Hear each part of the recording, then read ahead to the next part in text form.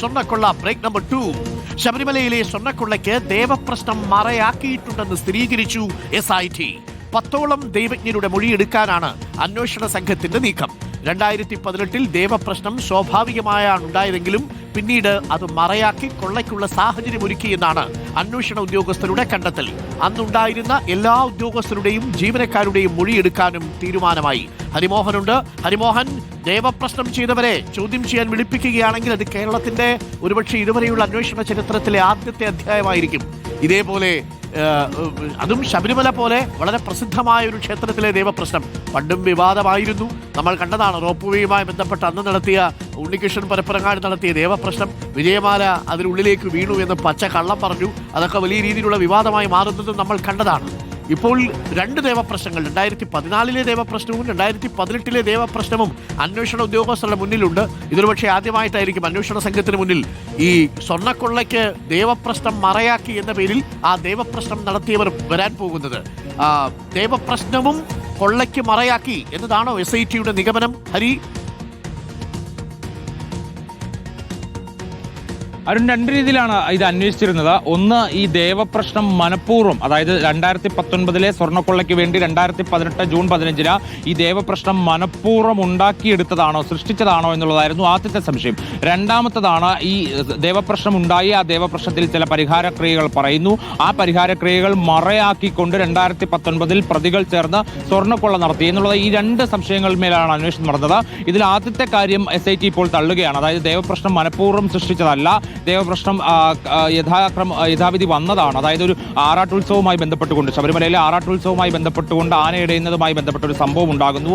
അതിനുശേഷം അത് ചില ദോഷങ്ങളുണ്ട്. ആ ദോഷങ്ങൾ പരിഹരിച്ചാൽ മാത്രമേ ഇത്തരം കാര്യങ്ങൾ കുറച്ചുകൂടി നന്നായി കൊണ്ടുപോകാൻ കഴിയുകയുള്ളൂ എന്നുള്ള ചില നിർദ്ദേശങ്ങളുടെ അടിസ്ഥാനത്തിലാണ് ഇങ്ങനൊരു ദേവപ്രശ്നം ഉണ്ടായത്. ആ ദേവപ്രശ്നം പിന്നീട് മറയാക്കിയതാണ് എന്നുള്ള നിഗമനത്തിലേക്ക് SIT എത്തുകയാണ്. അതായത് 2018 ജൂൺ 15 ഒരു ദേവപ്രശ്നം നടക്കുകയാണ്. ആ ദേവപ്രശ്നത്തിൽ ഒന്നിലധികം കാര്യങ്ങൾ, അതായത് പിന്നീട് ഭാവിയിൽ സ്വർണ്ണക്കൊള്ള നടത്താൻ വേണ്ടി സഹായകരമാകുന്ന രീതിയിലേക്ക് ചില കാര്യങ്ങൾ വരുന്നു. അതാണ് SITക്ക് വലിയ രീതിയിലുള്ള സംശയമുണ്ടായത്. അതിലൊന്ന്, വാതിലിൽ വൈകല്യമുണ്ട്, കട്ടിളയിൽ വൈകല്യമുണ്ട്, മേൽക്കൂരയിലടക്കം ശാസ്ത്രീയമായ രീതിയിൽ പരിഷ്കരണം ആവശ്യമുണ്ട് തുടങ്ങി ഒട്ടേറെ കാര്യങ്ങൾ. യോഗദണ്ഡ്, രുദ്രാക്ഷം, അയ്യപ്പന്റെ യോഗദണ്ഡും രുദ്രാക്ഷവും വരെ ഇത്തരത്തിൽ വൈകല്യങ്ങൾ ഉള്ളതാണ്. അവയൊക്കെ തന്നെ പരിഷ്കരിക്കേണ്ടതുണ്ട് തുടങ്ങിയ കാര്യങ്ങളൊക്കെ തന്നെ ഇതിൽ പരിഹാരക്രിയകളായി പറയുന്നുണ്ട്. അങ്ങനെ ആ പരിഹാരക്രിയകൾ അന്നത്തെ ഈ പ്രതികൾ, അതായത് ദേവസ്വം ബോർഡ് ഭരണസമിതിയിൽപ്പെട്ട, ദേവസ്വം ഉദ്യോഗസ്ഥരിൽപ്പെട്ട ഉണ്ണികൃഷ്ണൻ പോറ്റിയും അടക്കമുള്ള ഈ പ്രതികളെല്ലാവരും ചേർന്ന് ആ ദേവപ്രശ്നത്തിൽ കണ്ട കാര്യങ്ങളെ പിന്നീട് ഉപയോഗിക്കുകയായിരുന്നു എന്നുള്ളതാണ് SIT ഇപ്പോൾ കണ്ടെത്തിയിരിക്കുന്നത്. 2018 ദേവപ്രശ്നം 2019 സ്വർണ്ണക്കൊള്ളയ്ക്ക് കാരണമാക്കി ഉപയോഗിക്കുകയായിരുന്നു പ്രതികൾ എന്നുള്ളതാണ് ചുരുക്കത്തിൽ SIT കണ്ടെത്തിയിരിക്കുന്നത്. അതിനകത്ത് വിചിത്രമായ ചില കാര്യങ്ങൾ കൂടി SIT പരിശോധിക്കുന്നുണ്ട്. അതായത് പൊന്നമ്പലമേട്ടിൽ, ഈ മകരജ്യോതി തെളിയുന്ന പൊന്നമ്പലമേട്ടിൽ ഒരു ക്ഷേത്രം പണിയണം എന്നുള്ള കാര്യം കൂടി, ക്ഷേത്രം പണിയുന്നതുമായി ബന്ധപ്പെട്ട കാര്യം കൂടി ദേവപ്രശ്നത്തിലുണ്ട്. അതായത് ഇപ്പോൾ ക്ഷേത്രം പണിയുന്നത് അഭികാമ്യമല്ല, അതിന്റെ ആവശ്യമില്ല എന്നുള്ള കാര്യം ദേവപ്രശ്നത്തിൽ കൃത്യമായി സൂചിപ്പിക്കുന്നുണ്ട്. അപ്പോൾ അങ്ങനെ പൊന്നമ്പലമേട്ടിൽ ക്ഷേത്രം പണിയേണ്ടതില്ല എന്നുള്ള കാര്യം ദേവപ്രശ്നത്തിൽ സ്വാഭാവികമായിട്ടോ അല്ലെങ്കിൽ ഏതെങ്കിലും രീതിയിൽ ഈ ദൈവജ്ഞർക്ക് തോന്നി അവരെ എഴുതി ചേർത്തതായിട്ട് SITക്ക് തോന്നുന്നില്ല. അങ്ങനെ ഒരു ആവശ്യം ശബരിമല കേന്ദ്രീകരിച്ചുകൊണ്ട് ഭരണസമിതിക്കോ അല്ലെങ്കിൽ മറ്റാർക്കെങ്കിലുമൊക്കെയോ താല്പര്യങ്ങൾ ഉണ്ടായിരുന്നിരിക്കാം. ആ താല്പര്യങ്ങൾ തന്ത്രിയോടോ അല്ലെങ്കിൽ പിന്നീട് ഈ വന്നിട്ടുള്ള ദൈവജ്ഞരോടോ ഇവർ പറഞ്ഞിട്ടുണ്ടാകാം. അങ്ങനെ പറഞ്ഞതിന്റെ ഒരു മറുപടി എന്നുള്ള നിലയിലായിരിക്കാം ദൈവജ്ഞർ ഇതിനകത്ത് എഴുതി ചേർത്തത് എന്നുള്ളതാണ്. അങ്ങനെ പൊന്നമ്പലമേട്ടിൽ ക്ഷേത്രം പണിയുന്നത് എന്തിനായിരുന്നു, അല്ലെങ്കിൽ അങ്ങനെ ഒരു ഉദ്ദേശം ഏതെങ്കിലും നിലയ്ക്ക് മറ്റൊരു വലിയ കൊള്ളയ്ക്ക് വഴിവെക്കാൻ വേണ്ടിയിട്ടായിരുന്നു എന്നുള്ള സംശയം SITക്കുണ്ട്. അക്കാര്യത്തിൽ കൂടുതലായിട്ടുള്ള പരിശോധന നടത്തേണ്ടതുണ്ട്. അതിനു വേണ്ടിയിട്ടാണ് 10ഓളം ദൈവജ്ഞർ, അതായത് 2014 3 ദൈവജ്ഞർ മാത്രമേ ഉണ്ടായിരുന്നുള്ളൂ. പക്ഷേ 2018 10ഓളം ദൈവജ്ഞരാണ് ഈ പ്രശ്നവിധി, അതായത് അഷ്ടമംഗല ദേവപ്രശ്നം നടത്തിയത്. അവരെ എല്ലാവരെയും വിളിച്ചു വരുത്തി അവരുടെ മൊഴി വിശദമായി രേഖപ്പെടുത്തി അവരെ ഒരു ചോദ്യം ചെയ്യലിന്റെ സ്വഭാവത്തിൽ തന്നെ മുന്നോട്ട് പോവുക എന്നുള്ളതാണ് SIT ഉദ്ദേശിക്കുന്നത്. അതിൽ പലരെയും കോൺടാക്ട് ചെയ്യാൻ ഇതിനോടകം തന്നെ കഴിഞ്ഞിട്ടുണ്ട്. ചില ആളുകളെ മാത്രം ബന്ധപ്പെടാൻ കഴിഞ്ഞിട്ടില്ല. പക്ഷേ ലഭ്യമായ ആളുകളെ വെച്ചുകൊണ്ട് ഇവരോട് ആ ദേവപ്രശ്നം നടക്കുന്ന സമയത്ത് ഭരണസമിതിയിൽ നിന്നോ അല്ലെങ്കിൽ മറ്റേതെങ്കിലും കേന്ദ്രങ്ങളിൽ നിന്ന്, തന്ത്രി അടക്കമുള്ള കേന്ദ്രങ്ങളിൽ നിന്നോ എന്തെങ്കിലും തരത്തിലുള്ള നിർദ്ദേശമോ അല്ലെങ്കിൽ മറ്റെന്തെങ്കിലും തരത്തിലുള്ള ആവശ്യങ്ങളോ ഉണ്ടായിട്ടുണ്ടോ എന്നുള്ളതാണ് പരിശോധിക്കുക. സാധാരണ ദേവപ്രശ്നം നടക്കുന്ന സമയത്ത് ഈ ദൈവജ്ഞർ അവർക്ക് തോന്നുന്ന കാര്യങ്ങൾ മാത്രമല്ല, ഈ അവിടെ ചെല്ലുന്ന സമയത്ത് ക്ഷേത്രവുമായി ബന്ധപ്പെട്ട് നിൽക്കുന്ന ആളുകൾ ചില ആവശ്യങ്ങൾ അല്ലെങ്കിൽ അവർക്ക് തോന്നുന്ന ചില കാര്യങ്ങൾ പറയും. അതിന്മേൽ കൂടി ഇവർ പരിശോധിച്ചുകൊണ്ട് അതിലൊരു പരിഹാരക്രിയയോ അല്ലെങ്കിൽ അത് സാധ്യമാകുമോ എന്നുള്ള കാര്യങ്ങളൊക്കെ തന്നെ ഈ ദേവപ്രശ്ന ചാർത്തിൽ എഴുതി ചേർക്കാറുണ്ട് എന്നുള്ളതാണ് യാഥാർത്ഥ്യം. അങ്ങനെ ഇവർ ആരൊക്കെ പറഞ്ഞതിന്റെ അടിസ്ഥാനത്തിലായിരിക്കാം ഒരുപക്ഷെ ഈ പൊന്നമ്പലമേട്ടിലെ ക്ഷേത്രം അടക്കമുള്ള കാര്യങ്ങൾ വന്നിട്ടുണ്ടാവുക എന്നുള്ള ഒരു വിശദമായ പരിശോധന നടക്കുകയാണ്. എന്തായാലും ഒരാഴ്ചക്കുള്ളിൽ തന്നെ ദൈവജ്ഞരുടെ ചോദ്യം ചെയ്യൽ അടക്കമുള്ള കാര്യങ്ങളിലേക്ക് കടക്കാനാണ് SIT തീരുമാനം. ഈ 2014 കൊടിമരത്തിന്റെ സ്വർണം പൂശണം എന്നതും ഇതേ ദേവപ്രശ്നത്തിലൂടെയാണല്ലോ വന്നത്. അതാണല്ലോ പിന്നീട് വലിയ കോമഡിയായി മാറിയത്.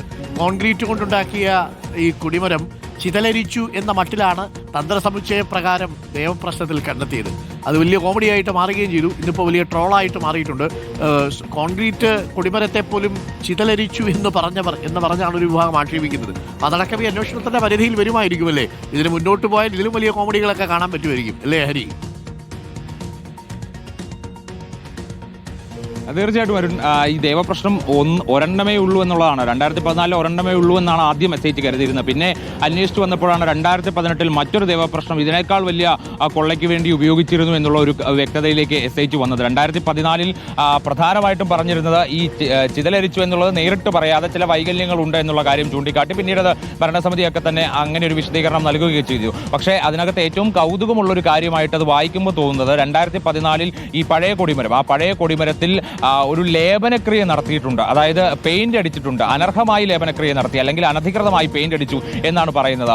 അങ്ങനെ ഒരു കൊടിമരത്തിൽ എന്തിനാണ് അങ്ങനെ ഒരു പെയിന്റ് അടിച്ചത്, അല്ലെങ്കിൽ അത് ആരുടെ നിർദ്ദേശപ്രകാരമാണ്, ആരെടുത്ത തീരുമാനമാണ് എന്നുള്ള ഒരു ചോദ്യം അവിടെ നിലനിൽക്കുന്നുണ്ട്. അങ്ങനെ യാതൊരു തരത്തിലുള്ള, അതായത് ശബരിമലയിലെ ഒരു സ്വത്ത് അല്ലെങ്കിൽ അതിന് എന്തെങ്കിലും തരത്തിലുള്ള അനുജ്ഞ വാങ്ങിയോ വാങ്ങാതെയോ ഇങ്ങനെ ഒരു കാര്യം ചെയ്യുന്നു, അത് പിന്നീട് പ്രശ്നവിധിയിൽ അത് അനർഹമായി ചെയ്തതാണ് അല്ലെങ്കിൽ അത് തെറ്റായി ചെയ്തതാണ് എന്നുള്ള കാര്യം ചൂണ്ടിക്കാണിക്കുന്നു. അപ്പോൾ കൃത്യമായി ആചാരങ്ങൾ ഒന്നും പാലിക്കാതെ ഒരു കൊടിമരത്തിൽ പെയിന്റ് അടിച്ചുകൊണ്ട് അത് പിന്നീട് മാറ്റുന്ന സാഹചര്യത്തിലേക്ക് വരെ കാര്യങ്ങൾ എത്തിച്ചു. അപ്പോൾ കൊടിമര പുനഃപ്രതിഷ്ഠ നടന്നതിന് പിന്നിൽ വലിയ രീതിയിലുള്ള ആസൂത്രണം നടന്നിട്ടുണ്ടാകാം എന്നുള്ള നിഗമനത്തിൽ തന്നെയാണ് SIT നിൽക്കുന്നത്. അതുകൊണ്ട് 2018 തന്നെ 2014 ഈ അഷ്ടമംഗല ദേവപ്രശ്നം കൂടി അന്വേഷണ പരിധിയിൽ വരും എന്നുള്ളതാണ് യാഥാർത്ഥ്യം. അന്ന് അഷ്ടമംഗലിൽ ദേവപ്രശ്നം നടത്തിയവരെല്ലാവരും ഒന്നുകൂടി ദേവപ്രശ്നം നടത്തുന്നത് നല്ലതാണ്, ജയിൽവാസം അനുഭവിക്കേണ്ടി വരുമെന്ന് എഴുതി പിടിപ്പിച്ചപ്പോൾ ഈ ദേവപ്രശ്നം നടത്തിയ ചില ആളുകളും ജയിൽവാസം അനുഭവിക്കേണ്ടി വരും എന്ന് മനസ്സിൽ കരുതിയിരുന്നു എന്നുള്ളൊരു വളരെ പ്രധാനപ്പെട്ട ചോദ്യമുണ്ട്. എല്ലാ ദേവപ്രശ്നങ്ങളിലും ഇതൊക്കെ തന്നെയുണ്ട് എന്നുള്ളത് മനസ്സിലാക്കുക.